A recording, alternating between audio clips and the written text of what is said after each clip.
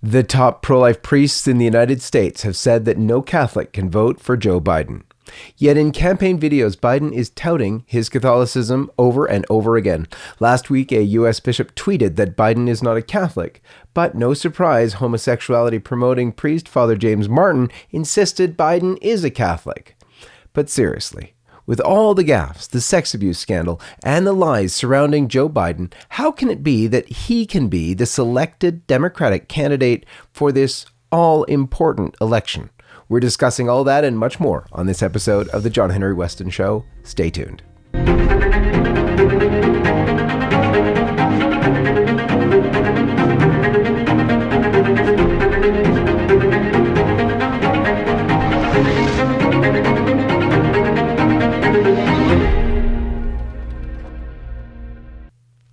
Before we begin, I just wanted to announce our newly launched internship opportunity at LifeSite News.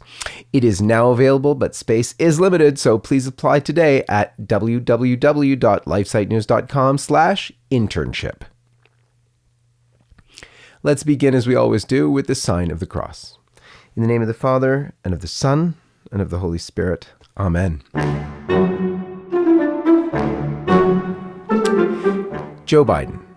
Really? Come on. Is that the best candidate that the Democrats could come up with?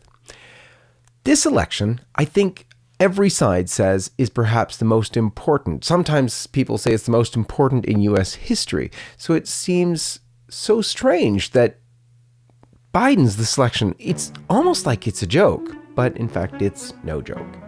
His gaffes are remarkable for someone running for president, for sure, but not for someone of his advanced age. We have this notion that somehow if you're poor, you cannot do it. Poor kids are just as bright and just as talented as white kids. Hold these truths to be self-evident. Sounds corny. Not a joke. Think about it. We hold these truths to be self-evident. All men and women created by you know the thing. Yesterday you said you accepted Bernie's apology, and now you're attacking him. Why are you doing that? Go. Why wasn't his apology enough, Mr. Vice President? Why attack Sanders? Why? You're getting nervous, man. Just calm down. It's okay. It's a long way until November. We got more questions. You got more questions, but I tell you, if you have a problem figuring out whether you're for me or Trump, then you ain't black. At nearly 78, he's actually doing remarkably well under the strain of running for president. However, his lack of honesty has plagued him throughout his political career. What law school did you attend, and where did you place in that class? And the other question is, could you quickly, I think I probably have a much higher IQ than you do, I suspect. I went to law school on a full academic scholarship, the only one in my class to have a full academic scholarship. In the first year in law school, I decided I didn't want to be in law school and ended up in the bottom two-thirds of my class, and then decided I wanted to stay, went back to law school, and in fact ended up in the top half of my class. I won the International Moot Court competition. I was the outstanding student in the political science department at the end of my year. I graduated with 3 degrees from undergraduate school and 165 credits, only need 123 credits, and I'd be delighted to sit down and compare my IQ to yours if you'd like, Frank. If I could say one thing. Biden now concedes he did not graduate in the top half of his law school class, that he does not have 3 degrees from college, and that he was not named outstanding political science student in college. Newsweek says Biden actually went to school on a half scholarship, ended up near the bottom of his class, and won only 1 degree, not... Even the liberal newspapers and commentators are calling him out for his lies. I've been in and out of Afghanistan and Iraq 28 times. I've been in and out of Iraq and Afghanistan over 29 times. I've been in and out of Afghanistan and Iraq over 30 times. Now, his creepy touching and kissing videos are actually so cringeworthy that I feel like running out of the room when they're played.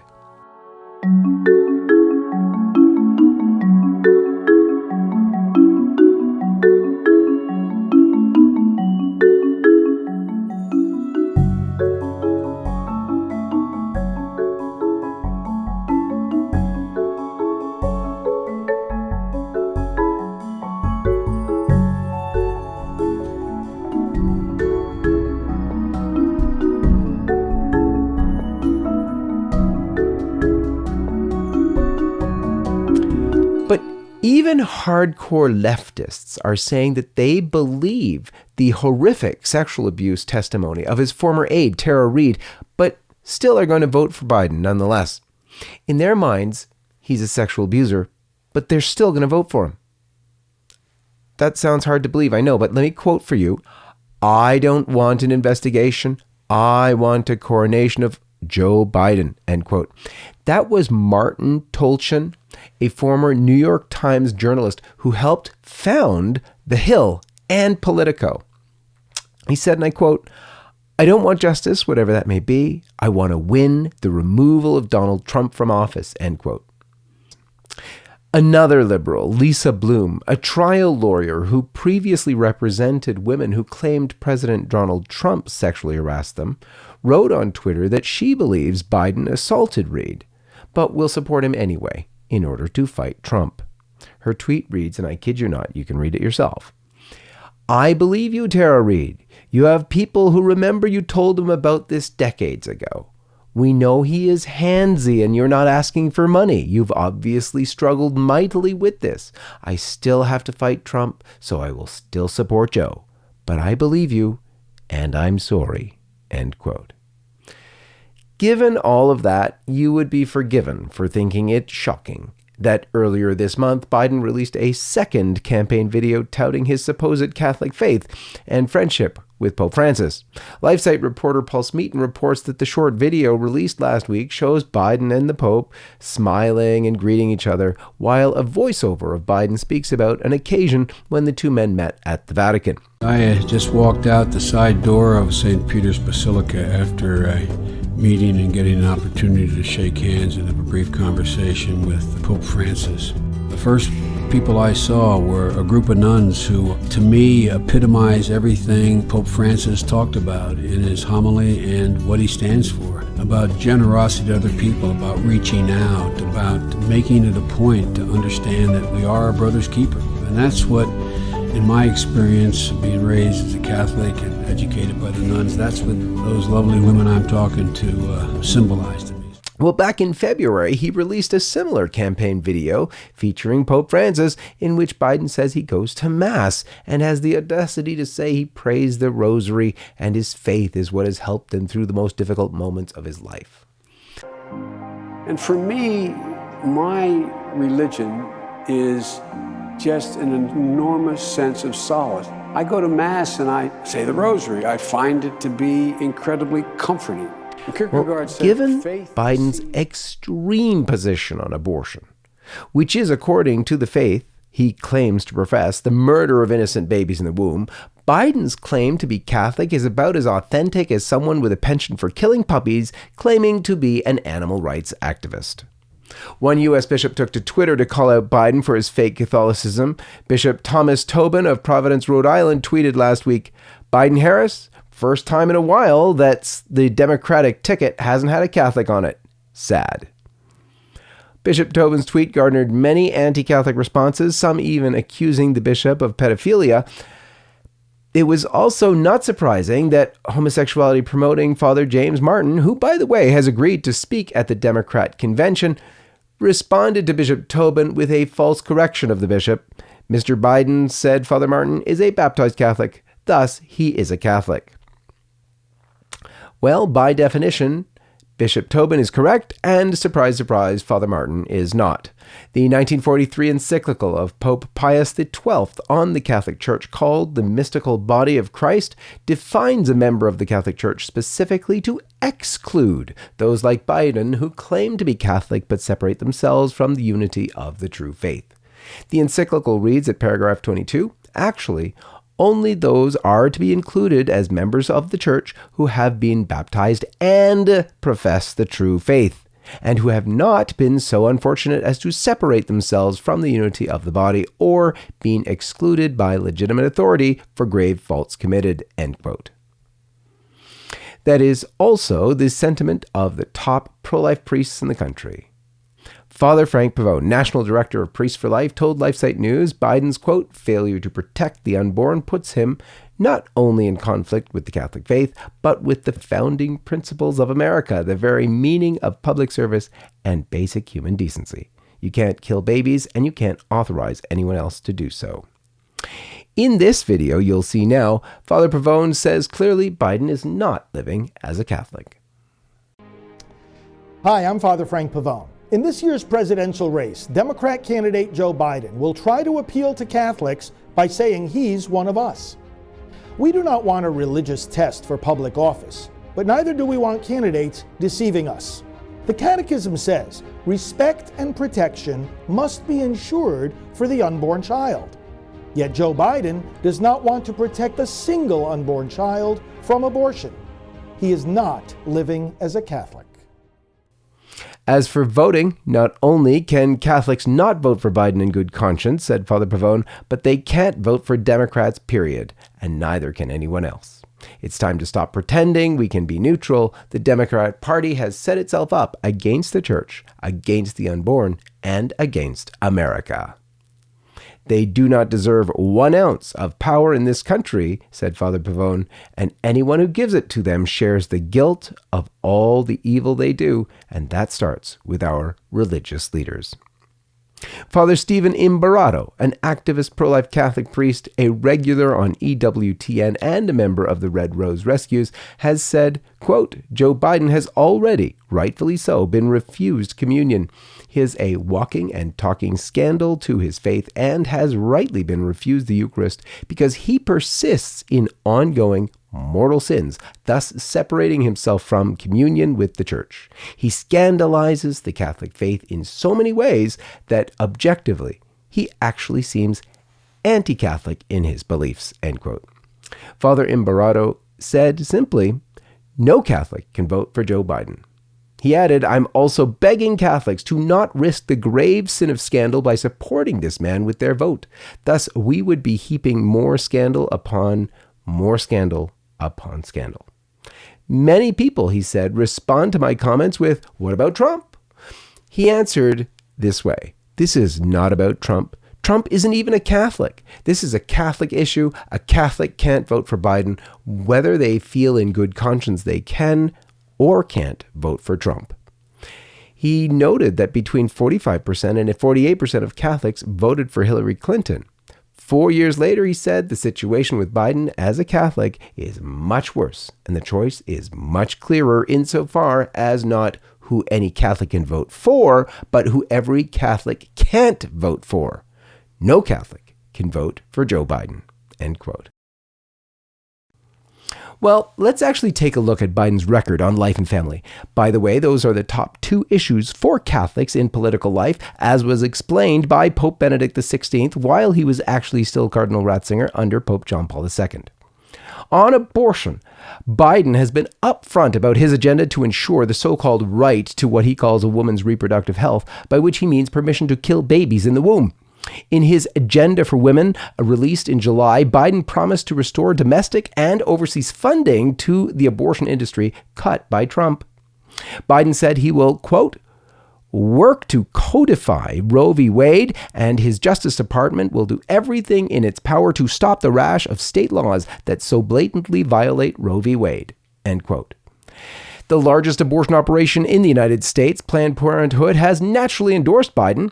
In their statement, Planned Parenthood touted the former vice president's support for expanding access to contraception, increasing legal protections for access to abortion, promoting comprehensive sex education, and reversing the Trump administration's rule prohibiting Title X taxpayer funds from being given to organizations that refer for abortions. Prior to the announcement being made, Alexis McGill Johnson, the acting president of Planned Parenthood, told NPR that November's presidential contest is literally a life and death election, end quote. During the coronavirus crisis, when all sorts of medical procedures were suspended due to the pandemic, Biden wanted to ensure the continuation of abortion. Quote, we need to ensure that women have access to all health services during this crisis, quote, he said. The Democratic presidential candidates added that, quote, abortion is an essential healthcare service, end quote.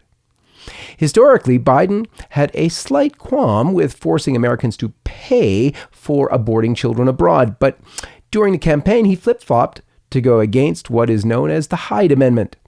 He said, quote, "If I believe health care is a right, as I do, I can no longer support an amendment that makes that right dependent on someone's zip code." But Biden's abortion pushing is even more extreme. When he traveled to Kenya as U.S. VP in 2010, he urged the then pro-life government to pass a new constitution that would legalize abortion, bribing them with the promise of funding. I'll quote it for you.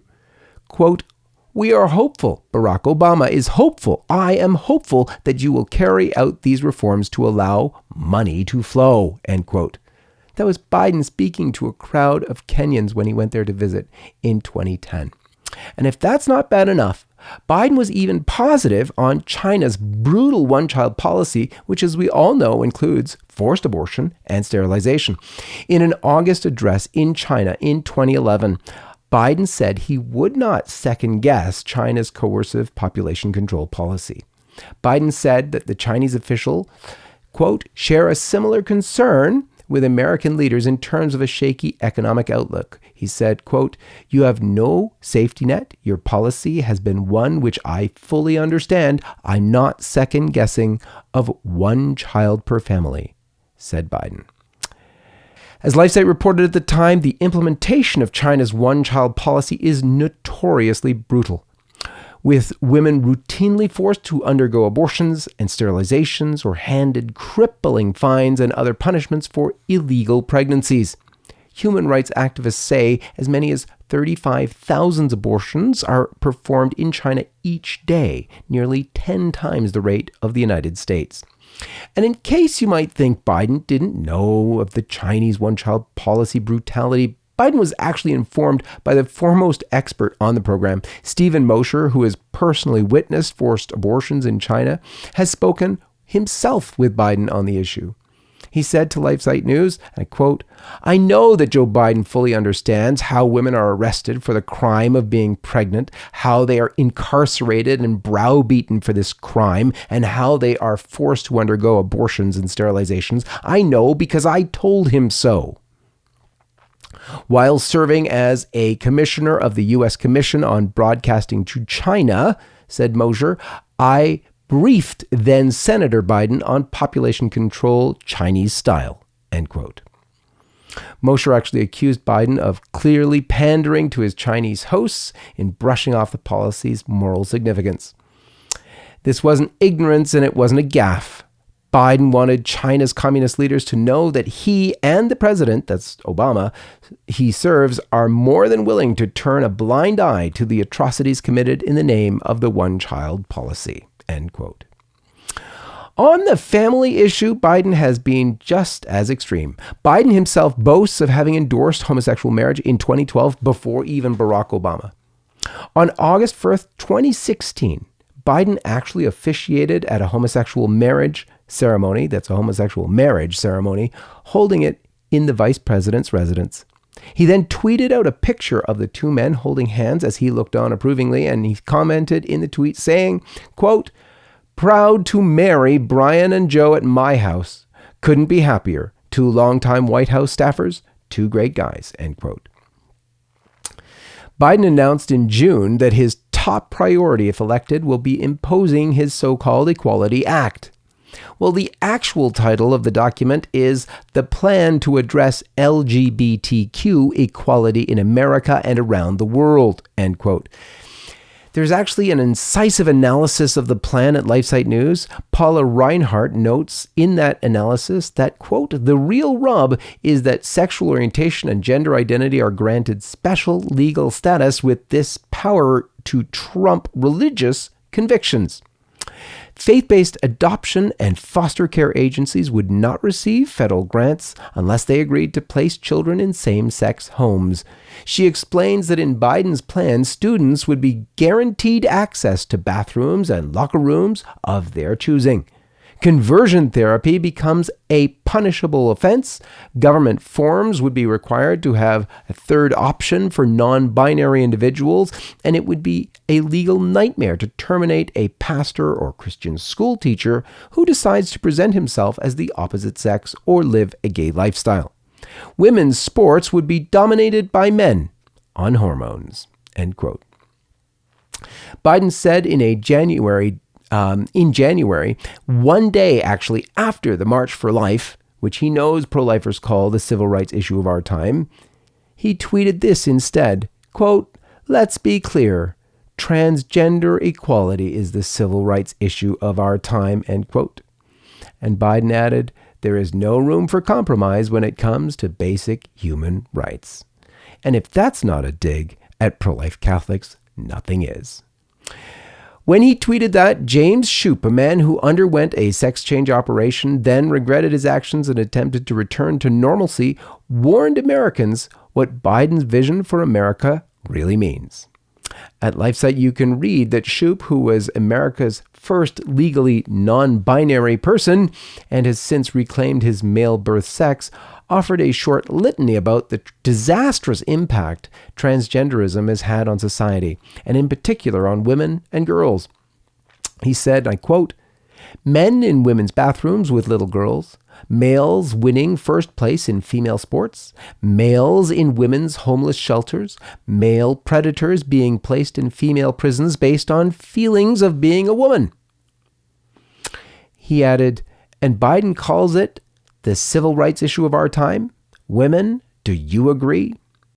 There is much more to say, but let me close by appealing to those Catholics who may disagree with me about the election and feel the need to vote for Biden despite all of that. At 77, Biden will soon be meeting his maker, and now is the time to be praying for him to convert, not goading him into a position where he will do untold harm to the nation and his own soul. And the perspective of those top pro-life priests in the USA are truly Catholic and concerned for Biden's soul, and those of the bishops who are failing in their duty to discipline Biden. Father Imbarrato told LifeSite News, quote, "A more concerning potential scandal," that's more concerning than Biden himself, may be that of the U.S. bishops, that they have not forthrightly proclaimed Biden's defiance of his Catholic faith. What every Catholic knows, yet half choose to ignore because the bishops have ignored it and remained silent about it. Father Imbarrato added, the silence of the U.S. bishops about Joe Biden may even be a greater scandal than Biden's idolatry, by which he places his intrinsically evil political agenda before his Catholicism, because a case can be made that he indulges in such scandal and idolatry because of the tacit approval from our shepherds, end quote. And a few bishops have indeed warned Biden, called him out, even saying he should be denied Holy Communion. A member of the faithful who is publicly committing a grave sin, as for instance is Mr. Biden, by his support of, among other things, of the practice of procured abortion, the priest is obliged to counsel the person not to approach to receive Holy Communion. And if the person approaches to receive Holy Communion, he is to refuse it. For a Catholic to say that they are pro-choice or promoting abortion, I would hope that they would recognize that that position is inconsistent with being a good Catholic, a faithful Catholic. But most have remained silent. And that silence shows a real negligence and lack of concern about Biden's eternal salvation. St. Paul warns in the Bible about receiving communion, quote, "Whoever therefore eats the bread or drinks of the cup of the Lord in an unworthy manner will be guilty of profaning the body and blood of the Lord." That's 1 Corinthians 11:27. Such a person, says St. Paul, drinks judgment to himself. The head of Human Life International, another great pro-life group in the States, explained in an article posted at LifeSite News, quote, "For this reason, the Church urges all Catholics to examine their consciences before receiving the Eucharist to see if they are guilty of mortal sin. If they are, then the Church teaches they must first go to confession, and that if they knowingly receive the Eucharist in a state of mortal sin, they commit a further grave sin of sacrilege. In most cases, this process of discernment is personal and private. However, the Church also recognizes that there are circumstances in which a minister of the Eucharist must refuse a person Holy Communion for his own good and for the good of the whole Church. The circumstances when this is necessary are clearly laid out in canon law. Indeed, Canon 915 could not be any clearer. Quote, those upon whom the penalty of excommunication or interdict has been imposed or declared, and others who obstinately persist in manifest grave sin are not to be admitted to Holy Communion, end quote. So finally, there's a petition at LifeSite where over 20,000 people have urged the U.S. bishops to refuse Holy Communion to Biden.